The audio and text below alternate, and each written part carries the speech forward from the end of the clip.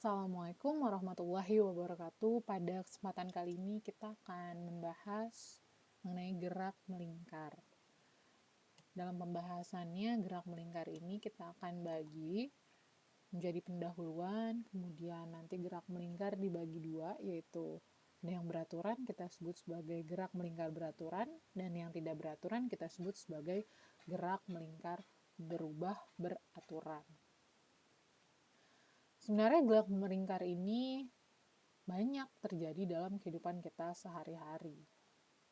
Nah, contohnya saja kalau kalian pernah ke arena bermain atau ke pasar malam, kalian akan melihat permainan seperti ini ya. Atau ini bentuknya seperti roda pada sepeda atau sepeda motor kalian. Nah, gerakannya di sini dilakukan dalam lintasan berbentuk lingkaran. Oke. Atau kalau dalam fenomena alam semesta, kita juga bisa melihat bahwa semua planet-planet itu bergerak dalam lintasan berbentuk lingkaran. Nah, dia bisa bergerak pada porosnya, itu kita sebut sebagai rotasi, dan dia bergerak mengelilingi matahari, itu kita sebut sebagai revolusi ya.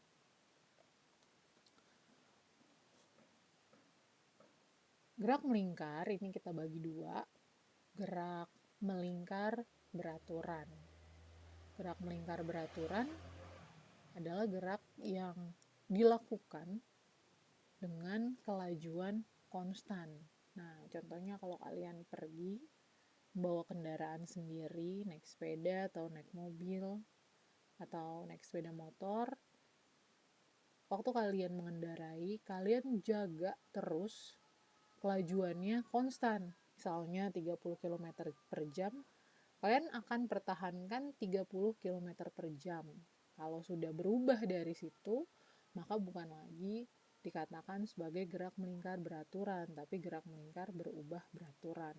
Walaupun dalam kenyataannya ini pasti akan sangat sulit sekali ya kalau kita mengendarai kendaraan.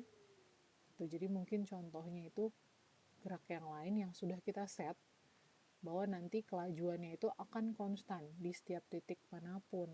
Ya kan kalau kita naik kendaraan, bawa kendaraan sendiri, pada saat tikungan cenderung kita akan mengurangi kecepatannya kan? Ya, tidak sama gitu. Nah, jadi ada dua poin yang akan kita garis bawahi di sini dalam gerak melingkar beraturan. Yang pertama adalah satu,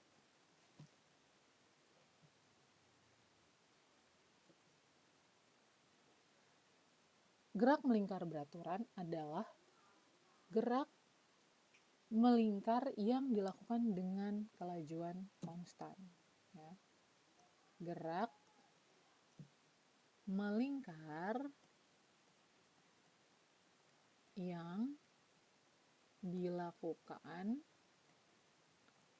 dengan kelajuan konstan. Nah, kemudian yang kedua, kecepatan pada gerak melingkar, bukan kecepatan ya. Kita di sini